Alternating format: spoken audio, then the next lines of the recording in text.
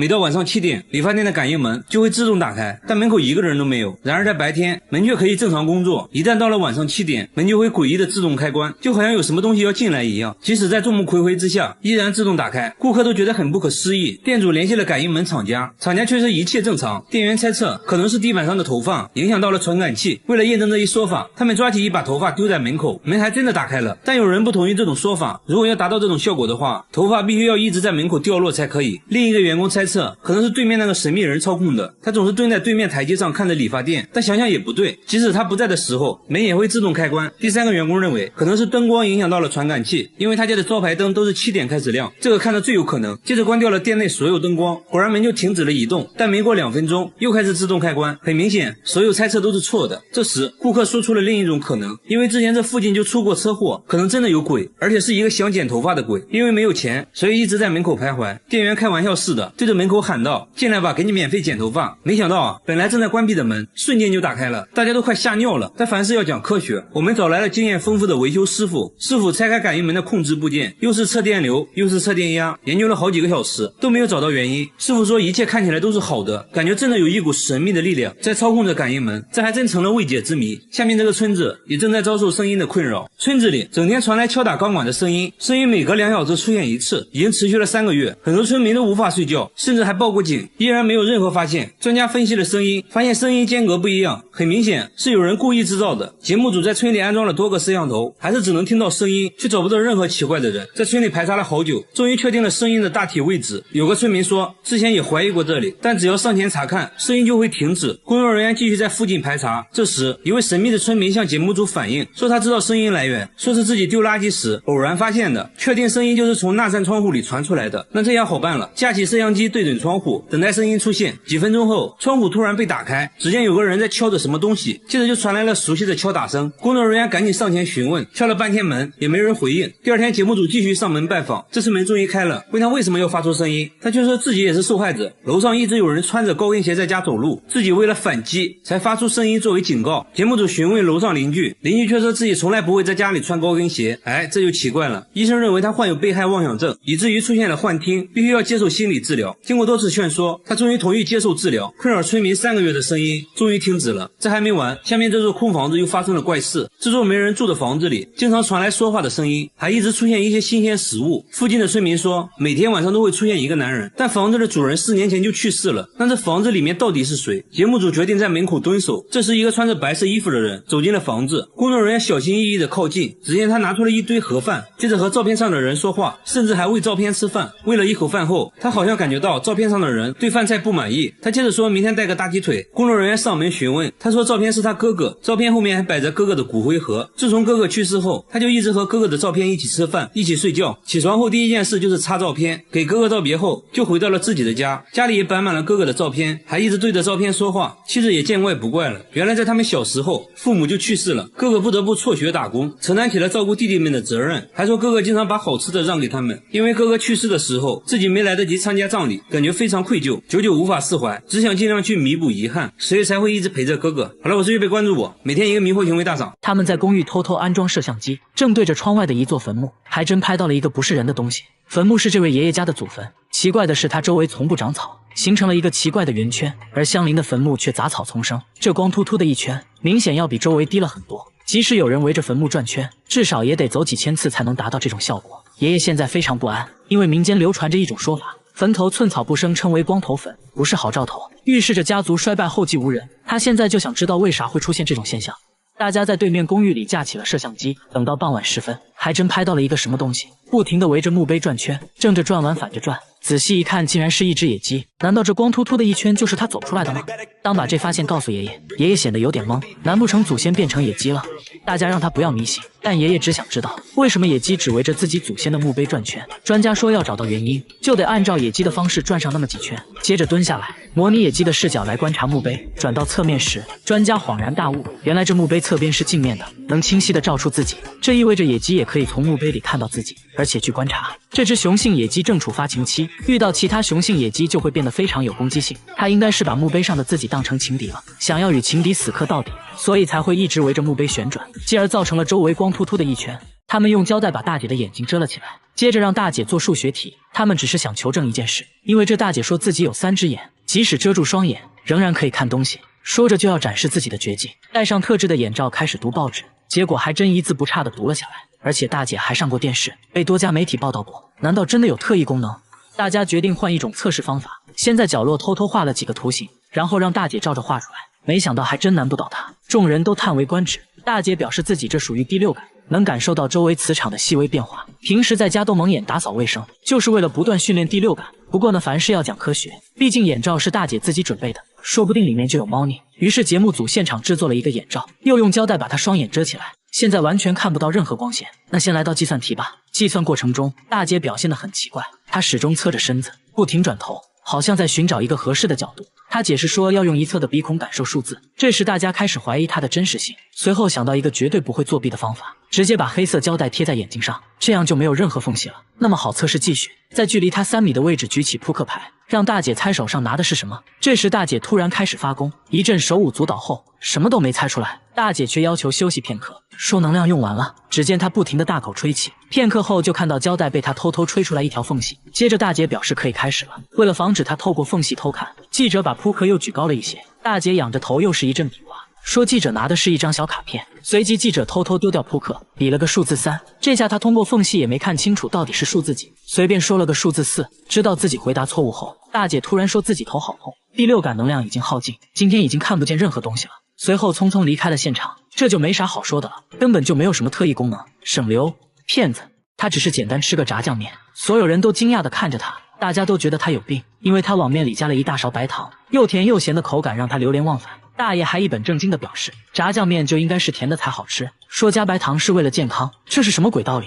大爷在村里很出名，出门前必须在兜里装几10块糖，见人第一件事就是分享糖果，自己的嘴巴永远不会闲着，随时随地来一颗。他说每天都要吃60颗，可以说除了睡觉就是吃糖，但糖果只能算是开胃菜而已。又到饭点了，大爷打开了糖罐子，把满满1勺白糖加在米饭里，做了个白糖拌饭。这个我觉得还是能接受的。然而接下来的操作就比较奇葩了，他连泡菜都要蘸糖吃，这谁受得了？说来也是奇怪，每天吃这么多糖，大爷身体却很健康，从不吃糖的妻子却得了糖尿病，真是造化弄人啊。饭后大爷还得来一杯咖啡消消食，里面又加了8勺糖，搅拌搅拌一饮而尽。就这种喝法，他每天都要喝5杯，算下来1周就要吃掉6斤白糖，这属实已经在人体承受范围之外了。妻子一直想不通，应该是老伴得糖尿病才对啊，造化真是弄人啊。话说这样吃糖牙齿能受得了吗？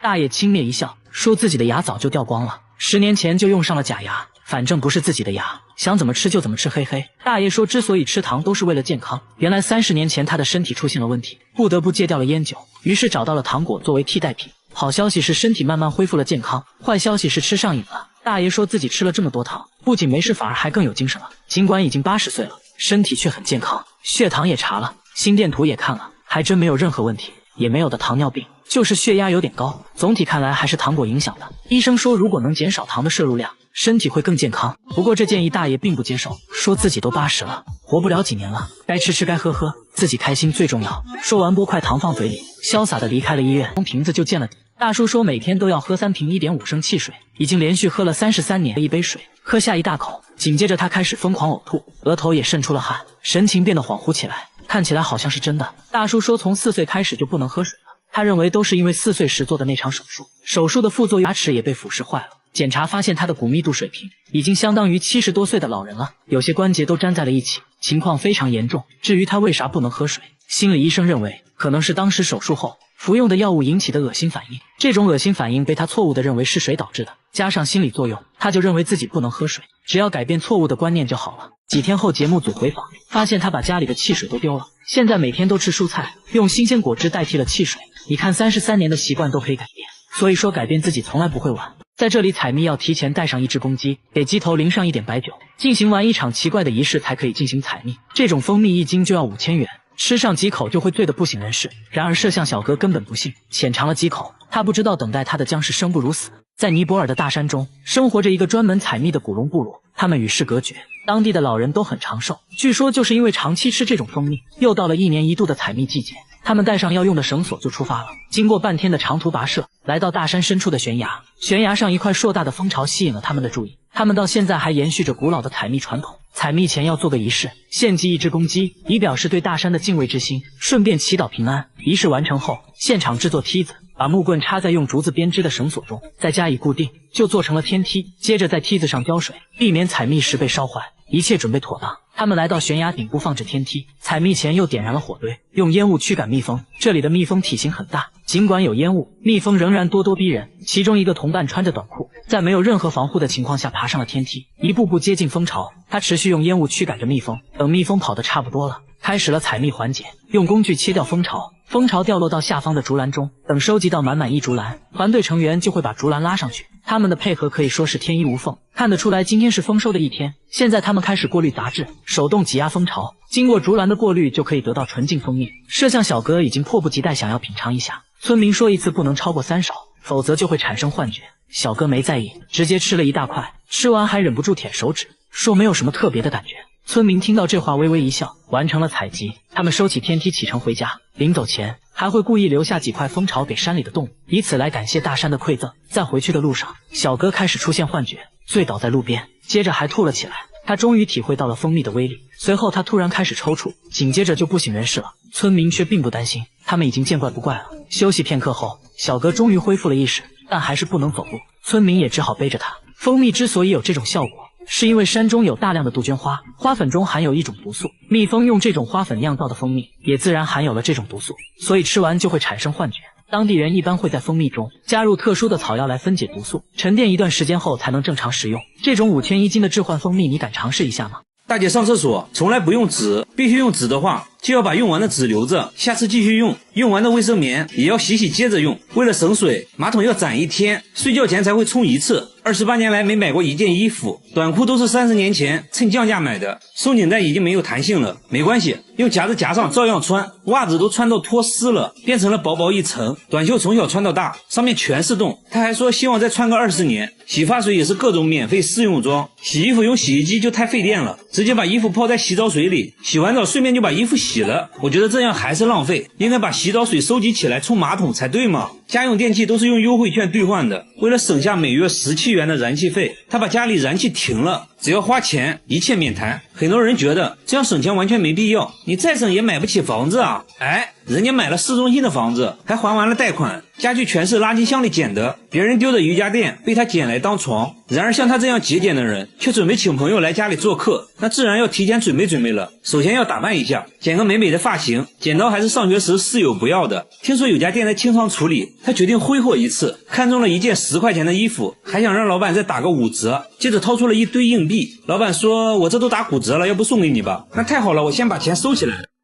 接下来就是给朋友准备晚餐了。只见他来到垃圾桶旁边，好朋友要来家里做客，他却在垃圾桶里找食物招待朋友。他特意来到高档餐厅门口的垃圾桶，说这里丢掉的食物品质好。在路人诧异的目光下，他开始采购了。你看这不就有很多新鲜的葡萄吗？还有西红柿，做个西红柿炒葡萄，不错。今天运气也很好，还找到了一盒烤鸡，看了一下生产日期，才过期6天而已，非常适合给朋友当主食。最后还找到一盒蛋糕，这下齐了，餐后甜点都有了。这时店主想要赶走他没有感到一丝尴尬，他认为只要你把食物丢进垃圾桶，那就是公共财产了，自己就可以正大光明的捡。还说你们真是太浪费了，下次丢垃圾的时候能不能先给我打个电话。社交牛 C 症无疑了。他回家后一般都是拿出食物直接开灶，但这次是招待朋友，他决定包装下摆个盘啥的，于是把捡来的食物全部倒进锅里搅拌一下，一份大锅菜就做好了。还说希望朋友会喜欢他亲手捡来的食物，朋友如期而至。他先给朋友介绍了自己从垃圾桶捡来的家具，自豪地说自己从来没买过家具。朋友都听傻了，露出了一副没见过世面的样子。但更让他们傻眼的还在后面。晚餐时间到，大姐拿出了捡来的食物，好朋友来家里做客，他却把从垃圾桶捡来的食物端上了餐桌，朋友根本看不出来是什么食材，小心翼翼尝了一口，表情复杂，又尝了一口，直摇头。另一个朋友说有那么夸张吗？一口下去一言难尽，问他食物从哪来的，大姐嘿嘿一笑，笑得朋友惊慌失措。不会吧，这也是捡的。朋友顿时肠胃翻滚，冲进了厕所。大姐贴心的说马桶没冲过，味儿可能有点大。这样好了，朋友吐得更厉害了。这还没完，大姐还要请朋友吃餐后甜点。朋友发现蛋糕已经被人咬过了一口，很明显也是捡来的，碍于面子还是决定尝一尝。确实不新鲜了。朋友打开冰箱找水喝，发现冰箱铺了一层报纸。大姐解释说捡来的食物有的包装比较脏，所以才铺上了报纸。朋友一听，那算了吧，我还是憋着回家喝吧。没一会儿，朋友便离开了，以后估计不会再联系了。但我觉得大姐至少还挺坦诚的，其实她变得极度节俭也是有原因的。大姐说自己名牌大学毕业，本以为一辈子衣食无忧，没想到后来竟然失业了，这让她有了危机感，于是学会了省吃俭用的生存之道。据说每个月都能省下4000块，房贷都还完了。现在我终于知道自己为啥没买房子了。好了，我是岳飞，关注我，每天一个迷惑行为大赏。他50年收藏了4000多种可乐，现在拿在手上的是世界上第一款可乐，已经超过了100年，瓶盖都是用的木头塞子。很多人想喝的82年可乐，他这里多的是，什么造型的瓶子都有，全是脑洞大开的设计，从最胖的到最花里胡哨的都有，还有各种限量款的可乐，有的瓶子上都镶了钻石，还有奥运纪念可乐、美国队长可乐。他还收藏了很多可乐周边产品，就比如可乐主题的录音机，因为都是非常稀有的限量版，收集这些花掉了好几百万。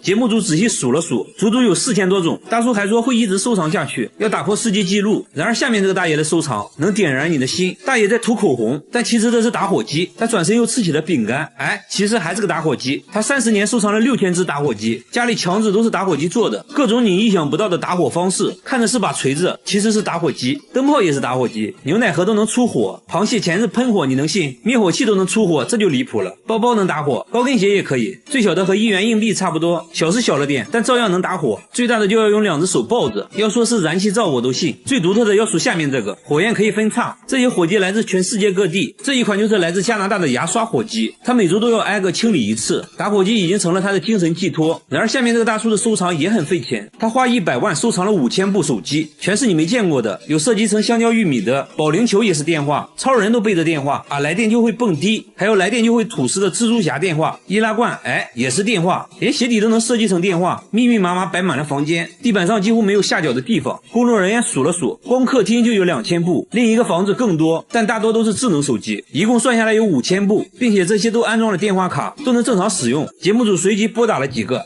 果然就接通了。他说每月光套餐费就得5万块钱，为此连周末都要去兼职。妻子也觉得这就是一个沉重的负担，考虑再三，他决定做出改变，把手机都卖掉了，还给儿子买了一屋子玩具。他终于想明白，亲情才是最值得收藏的。和他一样，下面这个人也喜欢收藏，只不过他只收藏座机，整个仓库摆满了座机，一共有3000多部，100多年前的古董电话都有。神奇的是，电话竟然还能使用，不过要像摇动手柄发电才能打电话。大叔演示了一遍，插上了一个什么模块，然后真就拨通了工作人员的手机，通话音质非常好，就好像穿越了一样，很神奇。大叔还打算开一个手机博物馆，把这些不常见的电话展出，供大家欣赏。然而下面这个大爷的收藏更有价值，他5年收集了3000万个烟头，每天都要去街上捡烟头，一天就要捡1万多支，捡满1箱就要封存起来。5年内收集了300多箱。晚饭后他又去捡烟头了，还说现在捡的最多。来到饭店门口，果然发现了很多，不一会儿就全部捡干净了，即使垃圾桶里的烟头也不放过。有人说经常看到他整晚都在街上捡烟头，下雨天也不例外，只要大爷出现的地方就绝对不会允许有烟头。那为啥大爷会痴迷于捡烟头？大爷说这样做的目的就是警告那些随意丢烟头的人，还说这样能让自己锻炼身体，感到非常快乐。和大爷有同样爱好的还有这只乌鸦，只要看到有人抽烟，他就会发起攻击，趁其不备直接一口夺下香烟，接着把香烟捣碎丢进垃圾桶。小哥说自己每次抽烟乌鸦都会出现，好像是针对自己一样。工作人员假装抽烟，看会不会遭到同样待遇。乌鸦仔细观察了一会儿，假装毫不在意的路过，突然一个箭步向前叼走了香烟。所以无论是谁，只要抽烟就会成为他的目标。香烟到手，接着又用翅膀把烟弄灭。为啥他会有这种迷惑行为？专家认为他是想把香烟的气味涂抹到翅膀上来驱赶寄生虫而已，很多鸟类都会这样做。好吧，原来如此。好了，我是岳飞，关注我，每天一个迷惑行为大赏。大姐生孩子不去医院，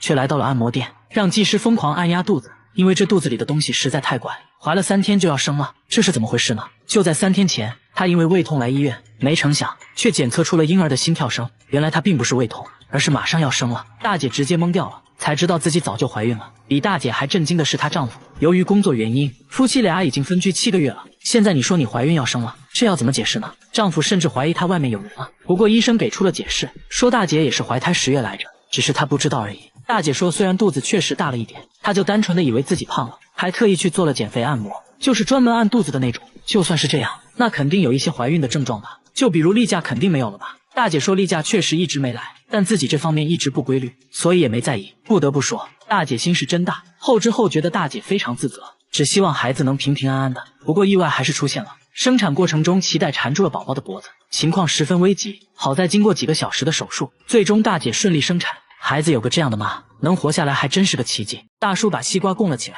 每天还要给西瓜烧香磕头，甚至还带他去做了 CT。据大叔说，这西瓜成精了，当时买的时候好好的，瓜农也说这瓜保熟，没想到仅仅过了1个晚上，它就长出了嫩芽，生长速度肉眼可见，西瓜表面没有任何腐烂的迹象，嫩芽是硬生生从里面顶出来的。自从西瓜发芽后，他家里还发生了很多神奇的事，感觉身体都变年轻了，认为这些都是西瓜带来的好运。这下好了，大叔更不敢吃了，直接供了起来，每天还要给西瓜磕头。这事很快就在村里传开了，就连种了一辈子西瓜的大爷都是第一次听说这种事，村民议论纷纷，有人就认为西瓜一定是被高人加持过，成精了。为了搞清楚怎么回事，节目组带西瓜来到医院，准备给他照 CT， 反复照了几次，医生说从片子上可以明显看到西瓜内部已经腐烂了，和正常西瓜对比下，这一片黑黑的就是腐烂部位，只要有合适的温度和湿度，种子就有可能在内部发芽，最终冒出来。总之这是非常罕见的。得知真相的大叔尴尬地笑了笑，直接把西瓜丢在了阳台，说以后不会再磕头了，希望新芽能好好生长，到时候就可以吃新鲜西瓜了。大妈38年没摘过口罩，即使睡觉也不摘，从没有人完整的看过她的脸。有人说口罩下面的脸非常恐怖，看了就会做噩梦，只有在她洗脸的时候会摘掉，但从不照镜子，洗完脸就要赶紧戴上。节目组想让大妈摘掉口罩，也被拒绝了。不仅如此，她还一直用手扶着脸，好像很痛苦的样子，说必须要手动把眼皮翻开才能看清东西。大妈从衣柜拿出自己年轻时的照片，看着很正常啊，为什么会变成现在这样？真的是奇怪。即使和家人一起吃饭，也不会摘口罩，自己独自一人在卧室吃，家人都20年没见过他的脸了，就连女儿拍结婚照他都没有参加，因为拍照要求摘口罩。经过长时间的沟通，大妈说出了自己的故事。原来她18岁结婚后生下了4个孩子，在生第5个孩子的时候，很不幸出生就夭折了，这对她打击很大，慢慢的嘴巴变得不听使唤，舌头也变得僵硬起来。大妈鼓足勇气摘下口罩，可以看到她的牙齿都掉光了，牙龈都是外翻的。医生说她这种情况就是心理原因导致的，很可能是孩子的夭折让她悲伤过度，以至于严重影响到了身体健康。医生给大妈制定了详细的康复规划，希望大妈赶快走出来吧。和大妈一样，下面这个大叔也喜欢戴着面具，一个戴着诡异面具的人在无人的芦苇丛中弹琴，穿着白衣服，看着十分诡异，即使在深夜也会传来琴声，看到有人靠近立马扛着琴跑了。联想到最近发生的一起凶杀案，工作人员觉得这人可能不简单。第二天又见到了他，正戴着面具做表演。有人说他在街上弹琴已经有2年了，从来没有人见过他的真面目，都很好奇面具下的脸长什么样。表演结束后，他终于摘下了面具，满头大汗。那他为啥要一直戴着面具？原来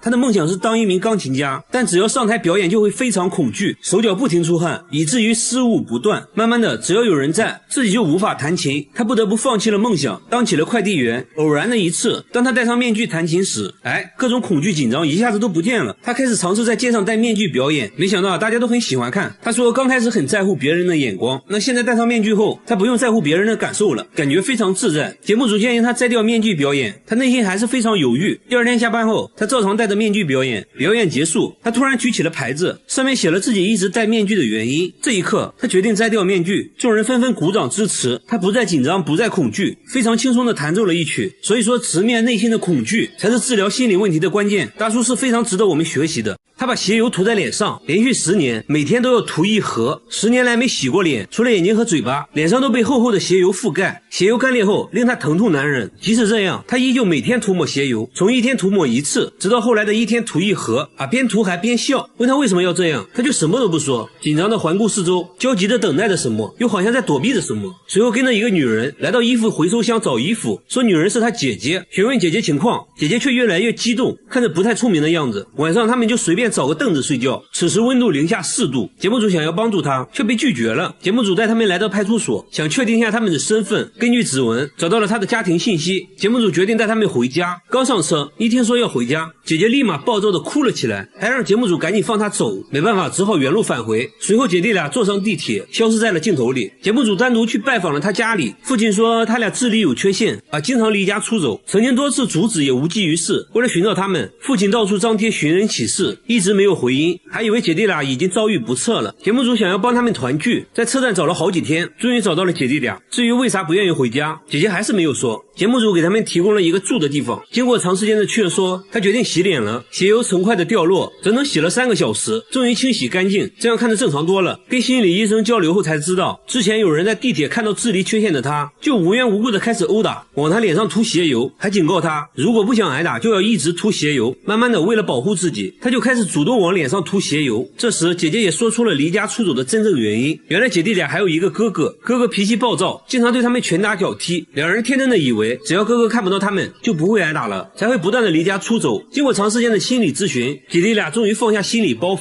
同意回家，一家人终于团聚了，还表示以后不会再离家出走了。仔细看，他家卧室的墙上居然会不停的出血，即使擦干后还是会有红色液体不停的渗出来，而且只有靠着床的这面墙会出现这种现象。把渗出部位打开后，可以看到红色液体是从墙体内部渗出来的，内部还填充了保温材料。主人说这种情况是2周前开始出现的，那天早上起来就发现墙壁出现一个硬币大小的红色斑点，他怀疑是身上的伤口印上去的，但是他根本就没有受伤，这就很奇怪了。他也没太在意，继续上班。下班后他发现红色斑点越来越多，用刀子把墙纸割开后，里面就开始渗出红色液体，这多少有点恐怖了，该不会里面有什么不干净的东西吧？随后节目组在渗漏处贴上纸巾，用摄像机全程记录，没一会儿干净的纸巾上就出现了红色液体，会不会有猫咪之类的卡在了里面？但主人说应该不会，墙里面没有任何空间，墙体厚度也就10多公分，为了保暖，他们还填充了保温泡沫。更蹊跷的是，随着红色液体的出现，他父亲的身体变得很差，自己也发生了一些怪事。为了搞清楚怎么一回事，节目组找到了专业的装修师傅，师傅也觉得很奇怪，从来没见过这种情况，于是他决定上门一探究竟。一番检查下来，师傅决定揭开墙纸，瞬间一大片红色印记出现，这到底是什么东西？师傅看着红色液体陷入沉思，经过漫长的等待后，他终于讲话了。 벽에 코팅을 해주는 본드제 역할을 해주는 습기 차거나 시간이 오래될수록 색깔이 더 빨개져요. 至于墙壁里为什么会出现水分，是因为3个月前外墙被拆除了一层，无法阻挡冷空气，导致墙壁凝结了很多水珠。至此真相大白，一切都是虚惊一场。但是下面这家人的墙壁就多少有点诡异了。每到半夜12点，整个公寓的墙就会传来一种凄惨的哭声，但是墙壁看起来就是个正经墙壁。主人说，有声音的时候墙壁都会震动，并且整个房间都有回声。你可以想象一下，半夜12点，全方位立体环绕的哭泣声有多瘆人。主人说，声音是从3个月前开始的，每天晚上都会持续90分钟。随后播放了自己录到的声音。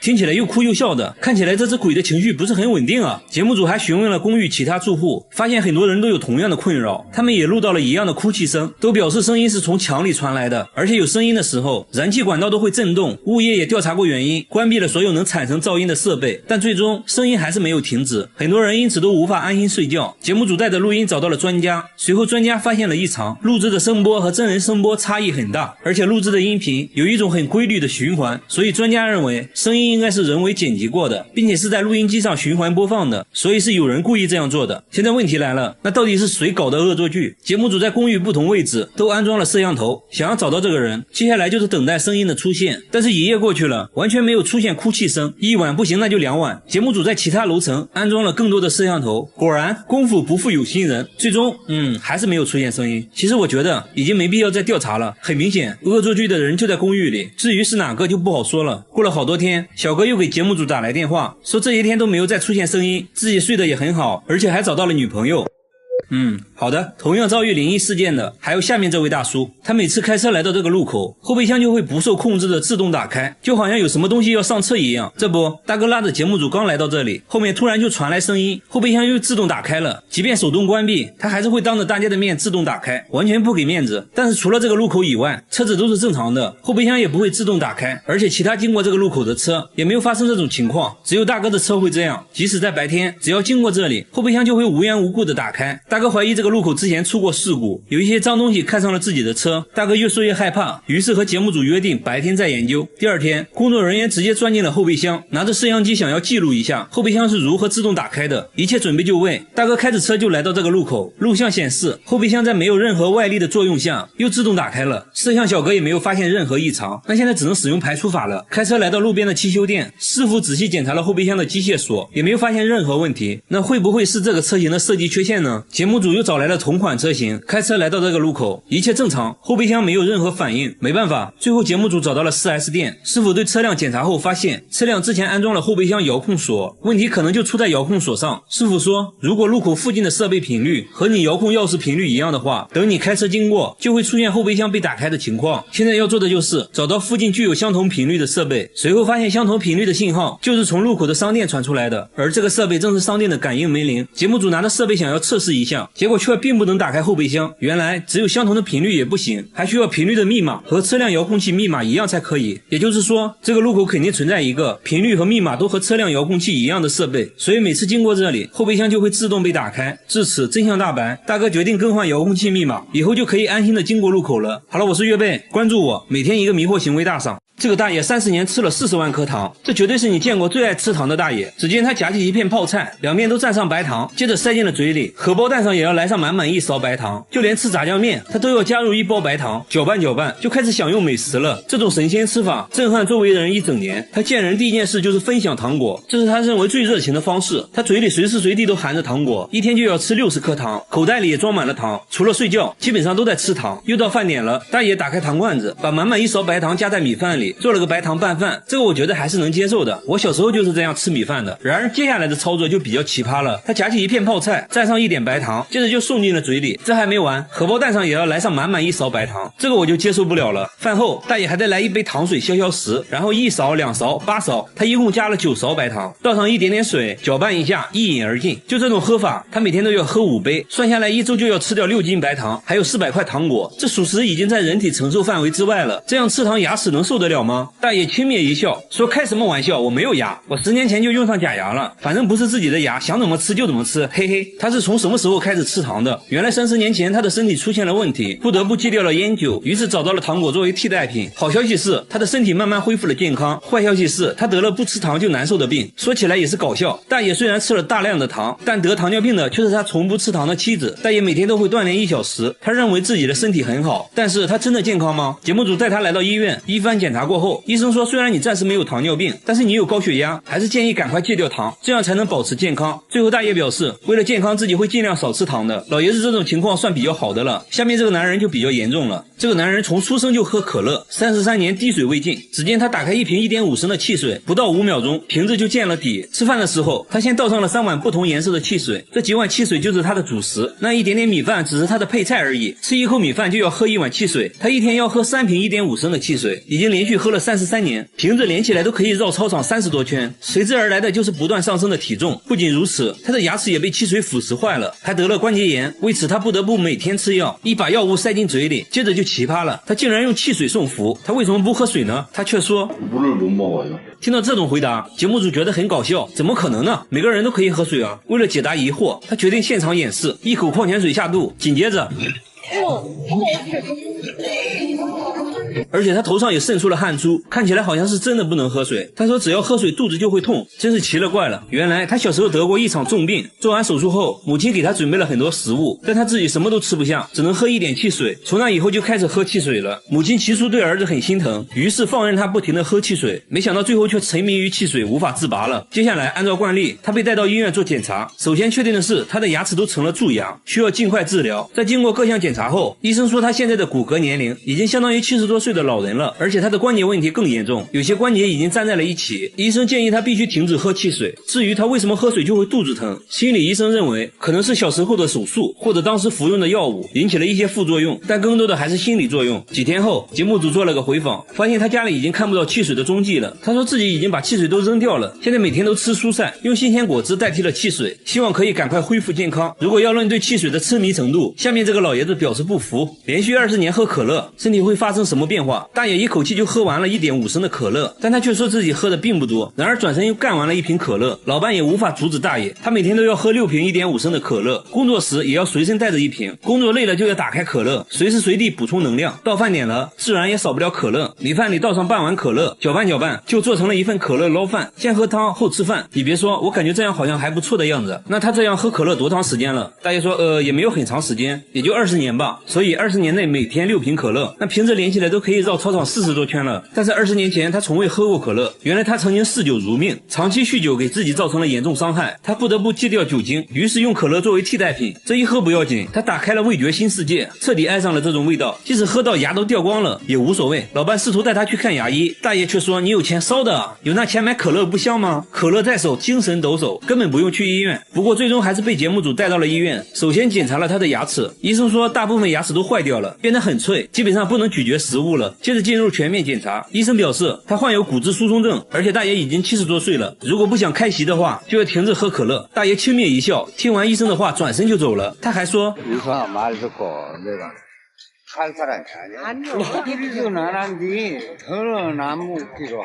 看得出来大爷对可乐是真爱啊。好了，我是岳贝，关注我，每天一个迷惑行为大赏。他拿着一片白菜叶，对着洗洁精连按了3次，然后把挤出来的洗洁精小心翼翼地包在白菜叶里，直接塞进了嘴里。节目组的人都看呆了，但这只是他的开胃菜而已。随后他又挤出来1勺洗洁精，他又要干什么？只见他把1勺洗洁精都加入鱼汤里，搅拌搅拌，那小味滋一下就上来了，直接开灶。这个吃完真的能吐泡泡啊！节目组想尝试一下，然后就一杯可打进杯拉满死。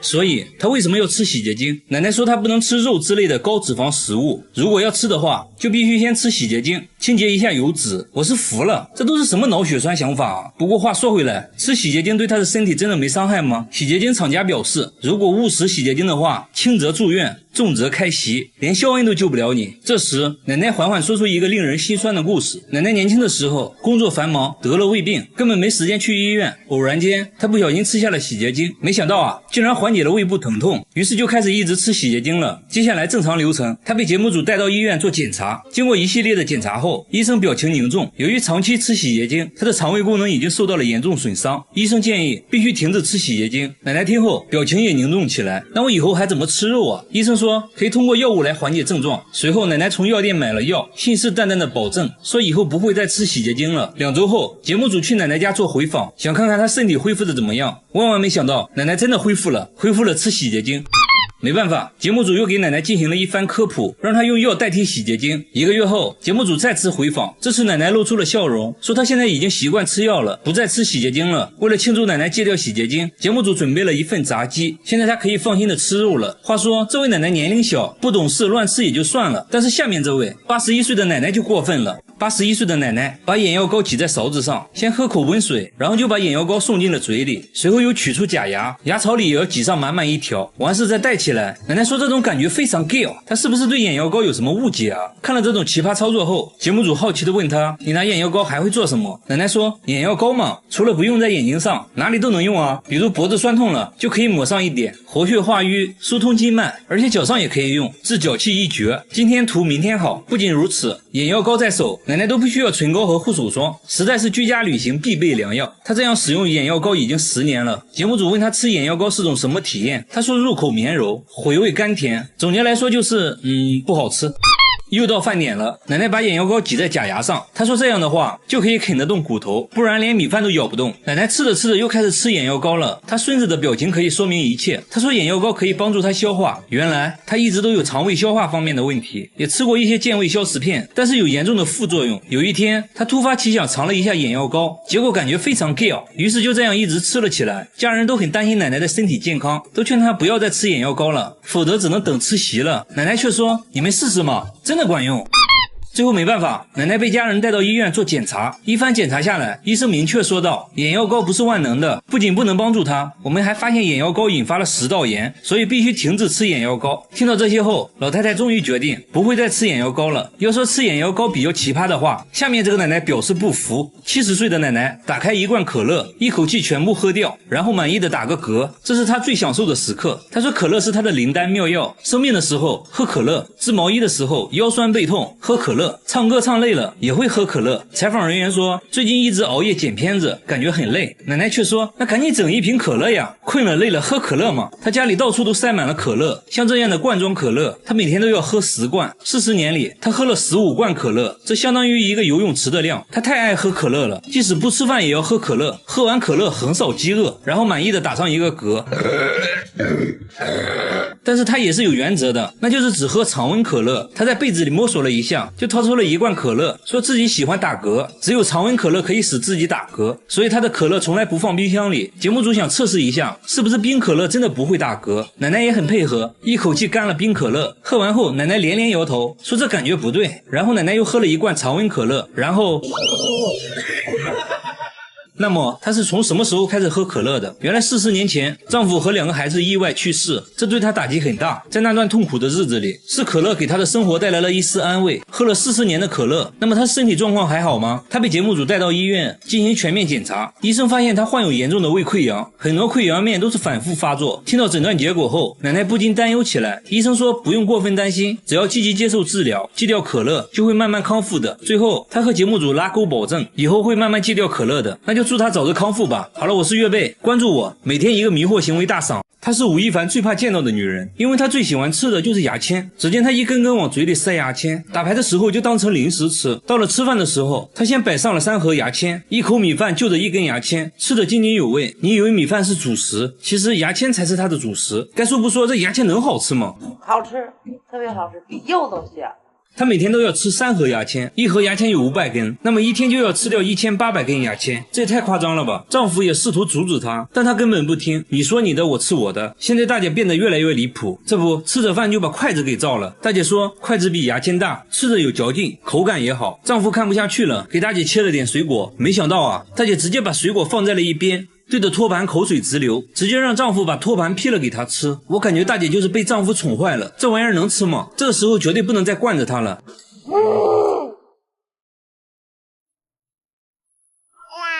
靠，当我没说。看来只要是木制品，大姐都想尝试一下。她边吃边发表看法，说托盘没有牙签好吃。那么她是什么时候爱上牙签的呢？原来大姐之前患有严重的胃溃疡，有一次当她意外吃掉牙签时，她的病竟然好了。从那以后，只要胃疼就会吃牙签，慢慢的就上瘾了，宁可不吃饭也要吃牙签。但是大姐的身体真的健康吗？胃肠啊，有什么胃镜啊都透了，没有关系。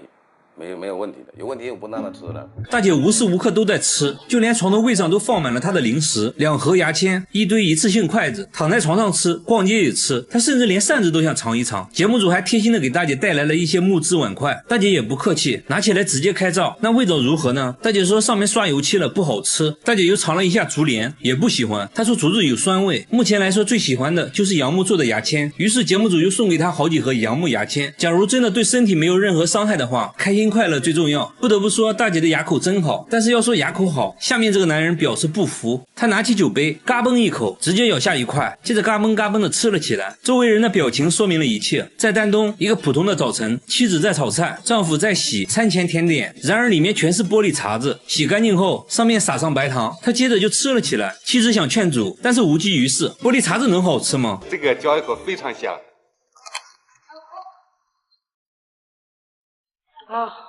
节目组检查了一下他的牙，除了有点参差不齐外，没别的毛病。那么他到底为什么要吃玻璃？大叔说这个要从20年前说起。20年前他是一个销售，刚和客户签了一个大合同，由于自己不能喝酒，被客户一番羞辱，说他不爷们儿。为了证明自己，他拿起酒杯嘎嘣嘎嘣的吃了。从那以后他就爱上了玻璃的味道，他会在玻璃店找各种边角料，不同厚度的玻璃吃起来口感也不一样。挑选完毕，带着他的美味甜点回家了。回家后会根据口味对他们进行分类。他说医院的吊瓶最好吃，酥脆有嚼劲，口感极佳。耳灯泡吃起来就差一点，但也很爽口。那么他一天要吃多少玻璃碴子呢2个啤酒杯。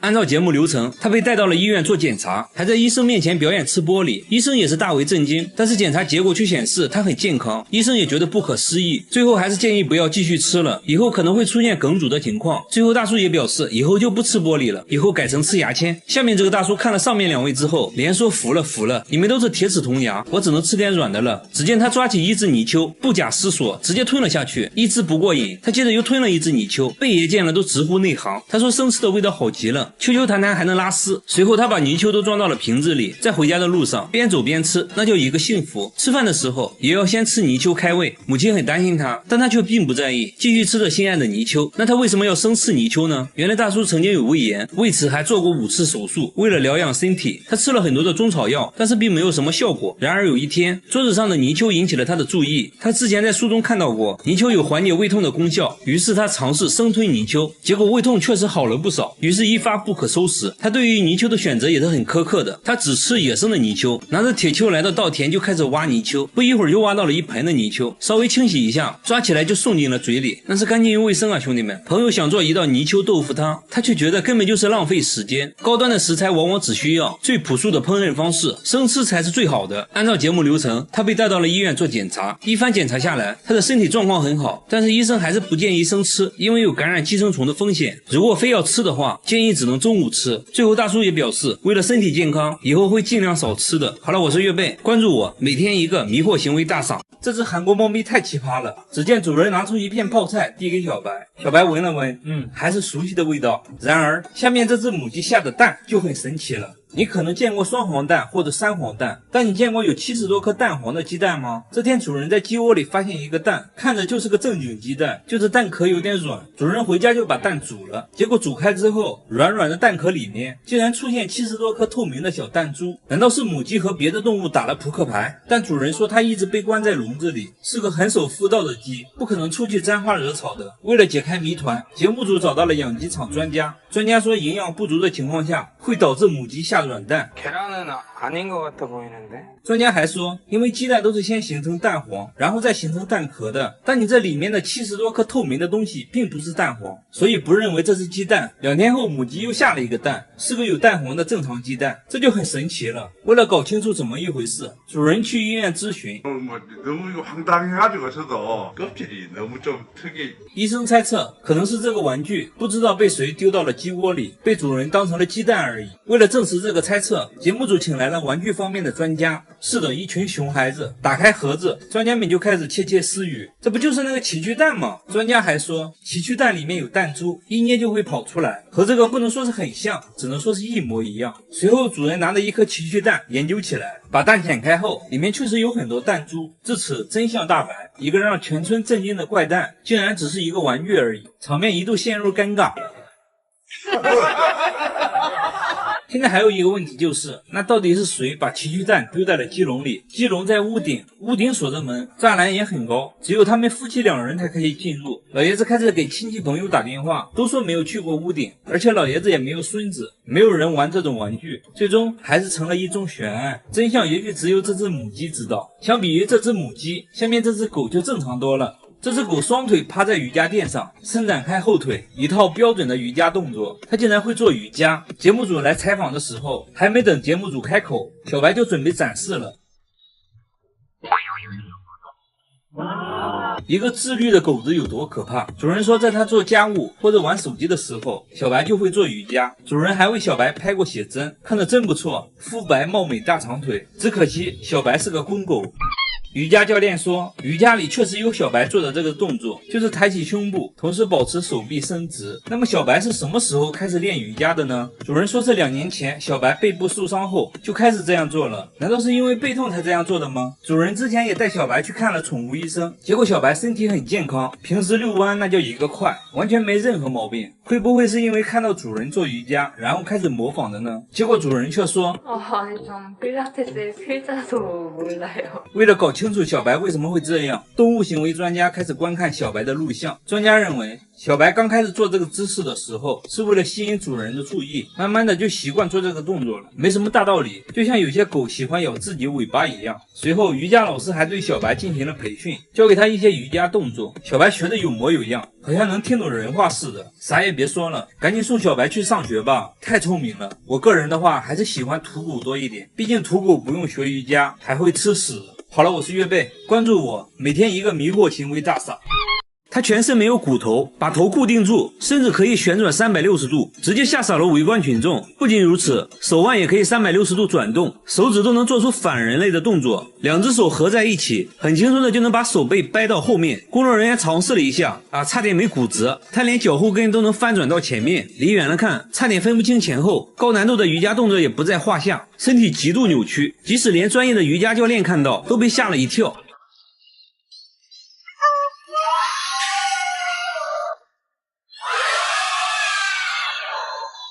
他们说从来没见过这么柔软的人，他还教给瑜伽教练一个动作，结果教练根本做不到啊，这就很尴尬了。他的绝活还不止这些，舌头都能吐出一朵花，而且想要几个花瓣就可以卷出几个，最多能卷出8个花瓣，肚子也可以随意折叠，反手拿东西也是易如反掌，肩胛骨都好像翅膀一样，全身上下都非常的柔软，好像没有骨头的软体动物，真的是一个奇男子啊。他的头和手长在了一起，连续40年用手撑着睡觉，就算强行把手拿开，但很快又会自己撑起来。虽然睡觉过程中头会不停的摇晃，但就是不会掉下来，就算翻个身也很快用另一只撑起来，哎，就很神奇。节目组怀疑他装睡，但老婆说他40年来都是这样的，这么睡40年，胳膊真的没事吗？只见大叔干起活来一点都不含糊，端起100斤的水桶都轻轻松松。大叔还说这种睡眠姿势不仅手不会麻，还睡得更香了，甚至还救过他的命。哎，这又是为啥呢？他说之前家里闯进一个小偷，小偷看到他的奇葩姿势，还以为是睡梦罗汉，直接就吓跑了。附近邻居家都被偷了，唯独他家没有丢失任何东西。后来邻居都学他这样睡觉，他根本坚持不了5分钟。那他为啥会有这种迷惑行为呢？大叔说自己从18岁开始就这样睡觉了。原来啊，40年前经常有人在他家果园偷苹果，轮到他守夜的时候啊，实在太困了，想要睡一会儿，但地板很硬，也没有枕头。他突发奇想，用手把头撑起来，没想到睡得非常舒服，甚至打起了呼噜。从那之后就形成了习惯。但是这样真的健康吗？来到医院一番检查下来，医生说他患有间歇性的呼吸障碍，奇葩睡姿让舌头阻塞了呼吸道，所以有时在睡眠中会无意识的呼吸暂停。为了健康，必须要改掉这种睡眠方式。最后大叔也表示不再当睡梦罗汉了。和大叔有类似爱好的还有下面这个男人，他睡觉必须要抬腿，还说这样舒服，周围人都不相信，觉得他在装睡。但3个小时过后，大叔就这样一直抬着腿，看起来好像不是装的。节目组做了个测验，让5个人同时抬腿，不到1分钟，有人已经在发抖了。5分钟后，所有人都败下阵来，唯独大叔的腿还在悬空。走近一看，人家已经睡着了，即使在家里那也要抬着腿，被子都被他撑了起来。监控也显示大叔整夜都抬着腿，他为什么会出现这种迷惑行为？节目组带大叔来到医院，经过长时间的检查，医生说大叔的腿没有任何问题啊。听到这话，大叔开心了，不用刻意的改变自己了。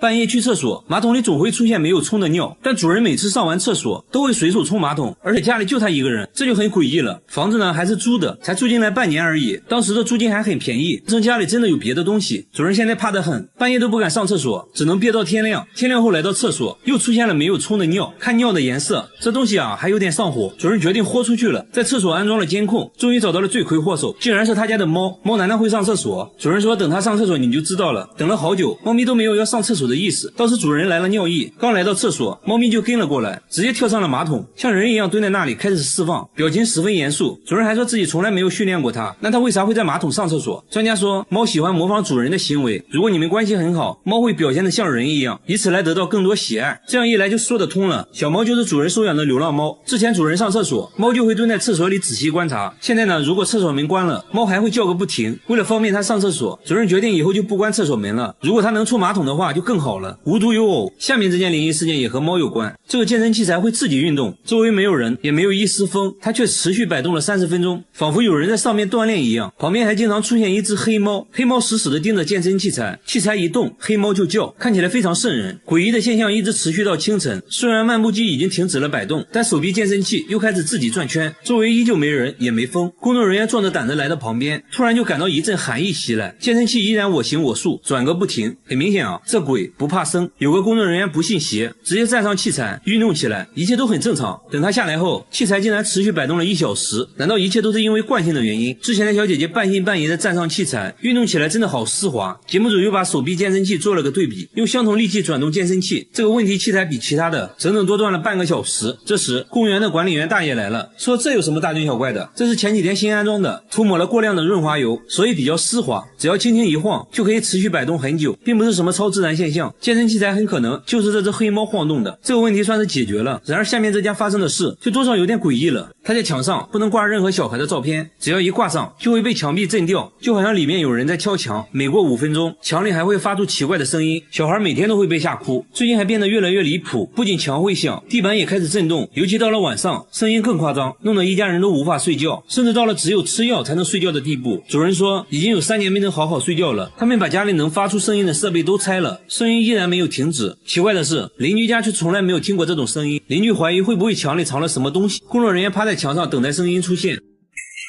뭐야 이거 뭐야?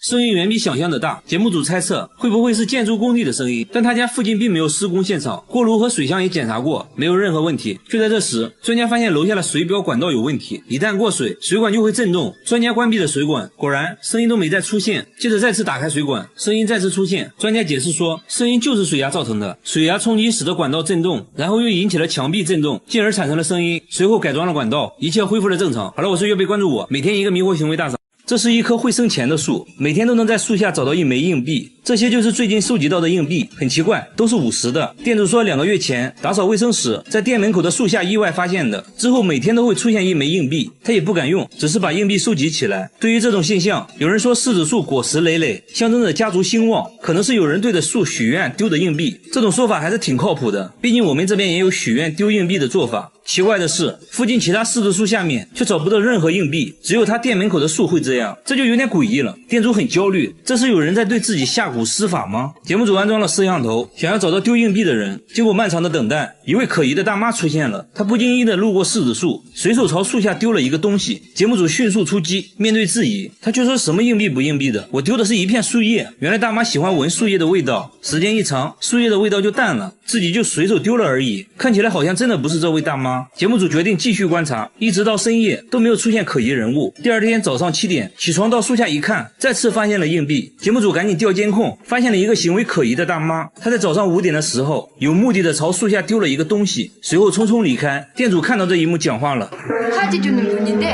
原来这个大妈是收废品的，每天都会来店里收废纸箱。为了确定丢硬币的是不是她，店主在一枚硬币上做了记号。没一会儿，大妈又来收废品了，随后在店里买了一杯咖啡。店主把带记号的硬币找给了她，大妈刚出门就把硬币丢在了树下。随后店主找到硬币确认了，一直丢硬币的人就是废品大妈。节目组赶紧追了上去，大妈也承认了，丢硬币的就是自己。至于为什么一直这样做，大妈说店主每天都会把废纸箱给自己，而且还不要钱。为了感谢店主，又怕店主不接受，才会偷偷的把硬币丢在树下。至此真相大白，一个温暖感人的灵异事件。大妈最后也向店主解释了一切，和废品大妈一样，下面这位大妈也有反常行为。大妈交不起水电费，却每天给陌生商贩送钱，每人大约给2万，而且还不买东西，不要的话她会把钱丢进下水道。市场里的商贩都无缘无故收到过，就连街头卖菜的大爷大妈也收到过。这种奇怪的行为每天都会上演，而且最近金额也在变大，有人竟然一次收到了17万。大妈送钱也从不废话，丢下钱就走。假如一天要发10万，一年就是3600万。有人认为大妈可能中了彩票，然后想做善事回报社会，不然普通人根本没这么多钱。节目组在他经常发钱的路口安装了摄像机，经过漫长的等待，一个拉着购物车穿红色衣服的女人出现了。她先来到银行取钱，取完钱随手把一些钱送给了旁边坐着的老太太。老太太说真的奇怪，我都不认识她啊。大妈刚离开银行就开始给路边的小贩发钱，发完继续去下一个地方。节目组追上大妈想了解下情况，大妈发现了摄像机，拉着购物车就溜了。大妈的迷惑行为还在继续，买了几个汉堡后给旁边的人分了几个，路边树底下丢一个，剩下的直接丢进了垃圾桶，这多少就有点浪费啊。经过长时间的沟通，大妈同意让节目组跟她回家。和大家想象的不一样，她家里很破，而且家里只有大妈一人，那她为什么要给别人送钱？大妈却一口否认，说自己没有给别人送过钱。交不起水电费的大妈每天却给陌生人送钱，问她为什么这样做，大妈却说自己没有给陌生人送过钱。节目组说我们都拍下来了，就是你啊。大妈改口说自己是奉命办事的，是大山守护神让自己这么做的。然后大妈又扯了一些有的没的，越说越玄幻。节目组还发现她家一直没有交水电费，大妈的存折上也只有几万块，看起来生活本身就很困难了，根本不足以支撑她每天出去送钱。这时大妈又说自己把股票卖了，但看起来像是临时编的谎话。第二天大妈又去了银行，把刚取出来的15万直接放在大厅的凳子上，谁想要谁要。节目组把钱收起来还给大妈，大妈突然哈哈大笑，直接把钱丢进了下水道。这种反常举动，节目组觉得有必要带大妈去看医生了。街道办事处的工作人员都知道大妈的情况，想要帮助她都被拒绝了。节目组想要说服大妈去医院，还是被拒绝。接着大妈还哭了起来，经过连续几天的劝说，大妈同意去医院。一番交流过后，魏浩宇医生认为大妈患有精神分裂症，同时还出现了幻觉，都是由于长期缺爱导致的。医生建议大妈要敞开心扉，分享自己的感受。街道办事处表示会帮助大妈，给她温暖，让大妈感受到被爱。曾经收到大妈钱的商贩也表示会把钱还给大妈，希望她能好起来。至于她的钱到底哪里来的，节目中也没说明白。就这样吧，如果现实中遇到这种送钱的人，你们一定不要大惊小怪的，请叫上我，谢谢。我是岳贝，关注我，每天一个迷惑行为大赏。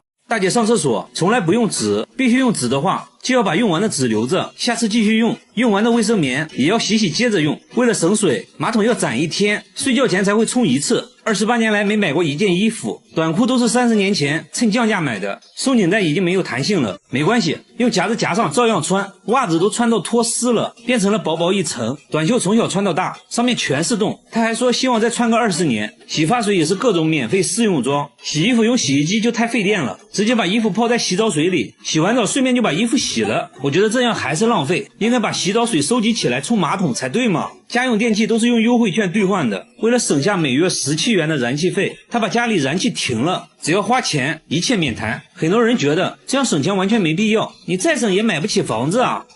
人家买了市中心的房子，还还完了贷款，家具全是垃圾箱里捡的，别人丢的瑜伽垫被他捡来当床。然而像他这样节俭的人，却准备请朋友来家里做客，那自然要提前准备了。首先要打扮一下，剪个美美的发型，剪刀还是上学时室友不要的，听说有家店在清仓处理，他决定挥霍一次，看中了一件10块钱的衣服，还想让老板再打个5折，接着掏出了一堆硬币。老板说，我这都打5折了，要不送给你吧。那太好了，我先把钱收起来。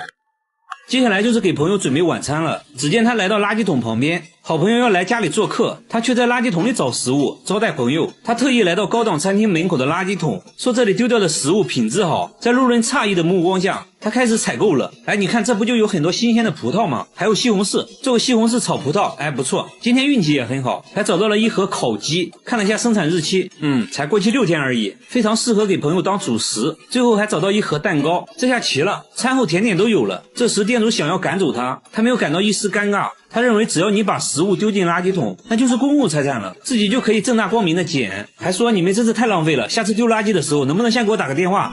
社交牛 C 症无疑了。他回家后一般都是拿出食物直接开灶，但这次是招待朋友，他决定包装下摆个盘啥的，于是把捡来的食物全部倒进锅里搅拌一下，一份大锅菜就做好了。还说希望朋友会喜欢他亲手捡来的食物，朋友如期而至。他先给朋友介绍了自己从垃圾桶捡来的家具，自豪地说自己从来没买过家具。朋友都听傻了，露出了一副没见过世面的样子。但更让他们傻眼的还在后面。晚餐时间到，大姐拿出了捡来的食物，好朋友来家里做客，他却把从垃圾桶捡来的食物端上了餐桌，朋友根本看不出来是什么食材，小心翼翼尝了一口，表情复杂，又尝了一口，直摇头。另一个朋友说有那么夸张吗？一口下去一言难尽，问他食物从哪来的，大姐嘿嘿一笑，笑得朋友惊慌失措。不会吧，这也是捡的。朋友顿时肠胃翻滚，冲进了厕所。大姐贴心的说马桶没冲过，味儿可能有点大。这样好了，朋友吐得更厉害了。这还没完，大姐还要请朋友吃餐后甜点。朋友发现蛋糕已经被人咬过了一口，很明显也是捡来的，碍于面子还是决定尝一尝。确实不新鲜了。朋友打开冰箱找水喝，发现冰箱铺了一层报纸。大姐解释说捡来的食物有的包装比较脏，所以才铺上了报纸。朋友一听，那算了吧，我还是憋着回家喝吧。没一会儿朋友便离开了，以后估计不会再联系了。但我觉得大姐至少还挺坦诚的，其实她变得极度节俭也是有原因的。大姐说自己名牌大学毕业，本以为一辈子衣食无忧，没想到后来竟然失业了，这让她有了危机感，于是学会了省吃俭用的生存之道。据说每个月都能省下4000块，房贷都还完了。现在我终于知道自己为啥没买房子了。好了，我是岳飞，关注我，每天一个迷惑行为大赏。大叔疯狂的用铁锤敲自己，一天要敲1万次，边敲还边笑，甚至脑袋也要敲，即使在店外都能听到敲打的声音。节目组惊呆了，这是一把货真价实的铁锤，难道不疼吗？大叔轻蔑一笑，说我都做了5年了，还说正是铁锤救了他的命，这又是为啥呢？他也不解释反而变本加厉，疯狂的敲打肚子，都敲出了8块腹肌，胸口再来上几下，胳肢窝也不能少，说这是自己独特的按摩方式不仅如此，说锤子疗法还能帮助减肥。工作人员尝试了一下，差点敲骨折。大叔最后在脸上敲了几下后，终于说出了这样做的真正原因。原来当年他得了很严重的颈椎病，有天痛到无法忍受，偶然拿起铁锤敲打颈椎，没想到颈椎一下他就不疼了，从此就走上了敲打自己的道路。但当他脱掉上衣，脊椎都被他敲得通红，长了厚厚的老茧。他真的健康吗？节目组带他来医院，大叔还在医生面前展示了锤子疗法，医生看得一愣一愣的。一番检查下来，医生说他的颈椎问题仍然存在，建议大叔立即停止锤子疗法，不然很有可能得关节炎。听了医生的话，大叔回家就把铁锤换成了按摩仪。和大叔有相同爱好的还有下面这个男人，他在零下20度的气温下，疯狂的用铁锤敲肚子，1分钟要敲80次，肚子都敲红了。他却说自己在锻炼身体，还让工作人员往他肚子上敲，敲完肚子又打了一套太极拳，完事后拿出一瓶白醋，倒了满满一杯，一饮而尽。这种迷惑行为真的是奇怪啊！回家后拿出冰冻的苹果，直接用手指劈开吃，还说手切的好吃，我信你个鬼啊！有区别吗？更奇葩的是，他是个专业的钢琴老师，弹了一手好钢琴，还给节目组展示了一段，看着完全就是2个人啊！为什么会有这么奇葩的组合？这时大叔说出了自己的故事，原来他患有小儿麻痹症，从小就被朋友孤立，这让他很自卑，直到有一次自己单手劈断了一个木棍，小伙伴都惊呆了，这让他找到了自信，从此就这样开始奇葩的运动了。至于锻炼完要喝醋，他说之前经常咳嗽，喝了醋就不咳嗽了，就很神奇。但这种锻炼方式真的健康吗？节目组带他来医院，当着医生的面展示了自己的锻炼方式，医生也看呆了。一番检查过后，医生发现他的肠胃有一定程度的损伤，要立即停止这种危险行为，不然有可能会导致内出血。最后大叔也表示自己会慢慢改掉这种不好的锻炼方式。然而下面这个大叔对自己更狠，他把10厘米长的钉子敲进了膝盖，接着用拔罐器对着伤口抽血，很快就抽出来1管血。就这种迷惑行为，他每天都要做10次，已经做了10年。他还说是为了健康，下班了抽1管，睡觉前也要抽1管。最急的人是他老婆啊，怕他抽死了，说他有一次放血过多，都站不起来了，为此还在家休养了3个月。而他自己却说，正是钉子救了他的命。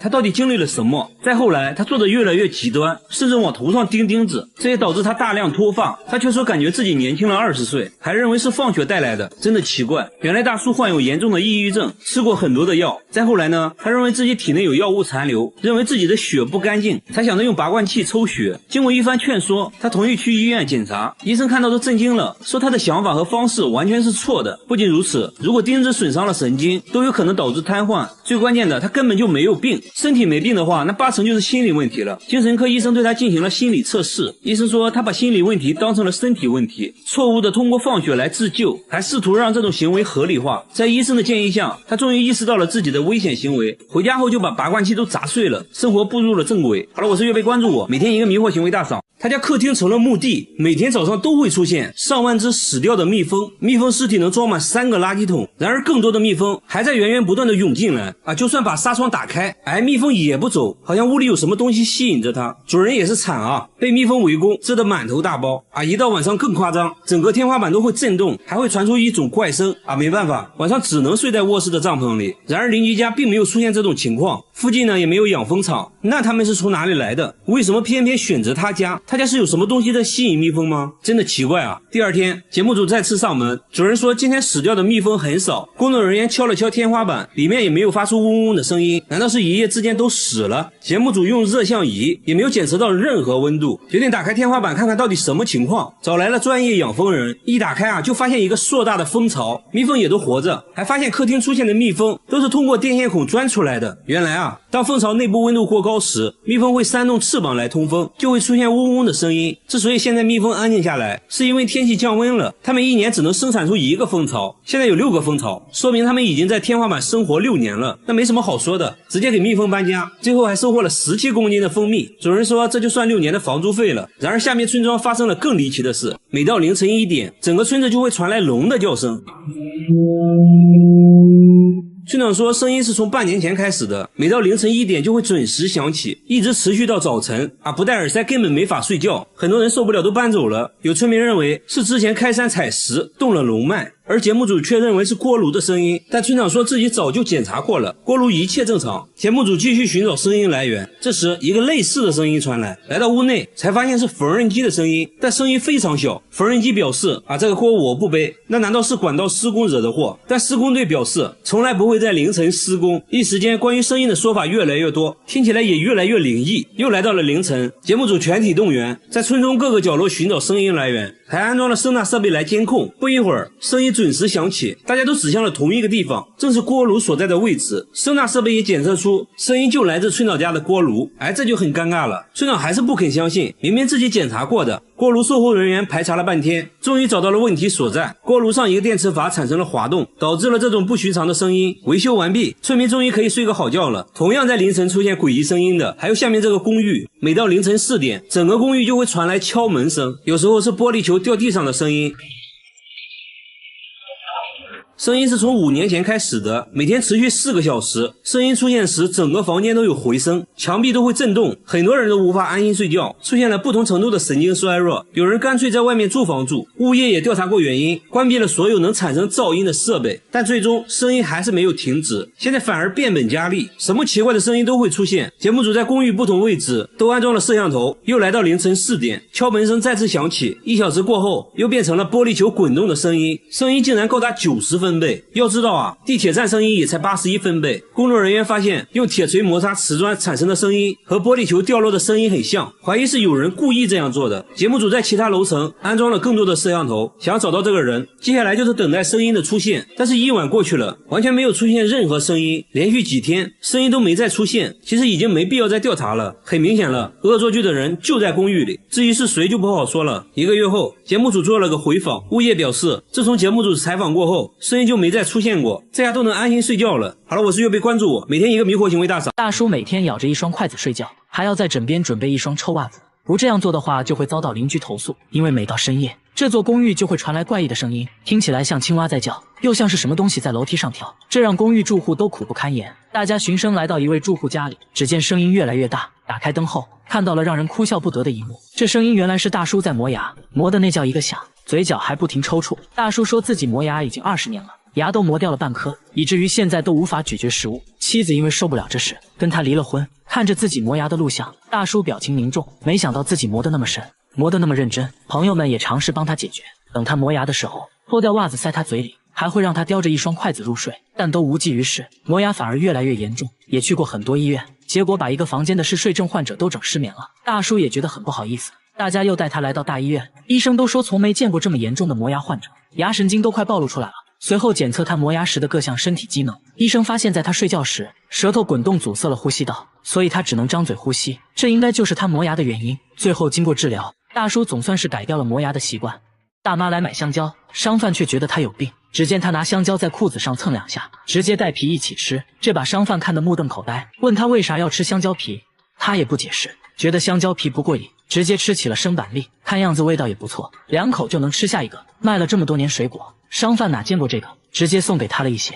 回家后他就把带皮的水果挨个洗干净，猕猴桃带皮吃，这个我还能接受，橘子他也带皮吃，哈密瓜也是，但更夸张的是连鸡蛋都带壳吃，这我就接受不了了。闺蜜都很担心她，叫她来吃顿好的改善一下，没想到放着一桌子美食不吃，大妈却吃起了闺蜜吃剩的蟹壳，边吃还边嫌弃，说螃蟹还是生的好吃，吃的不过瘾。接着又把闺蜜吃剩的鱼骨头用苏子叶包起来，几口就吃了下去。不得不说大妈嘴是真硬，到目前为止带皮的东西没有什么是大妈不能吃的，那她到底为啥要吃皮呢？大妈舔了舔嘴唇说，真的很好吃哎，又有营养，这样吃了10多年了，身体也确实很健康，也没有什么消化道问题，但医生还是建议大妈少吃，不然很可能会损伤肠道，一定要吃的话最好中午吃。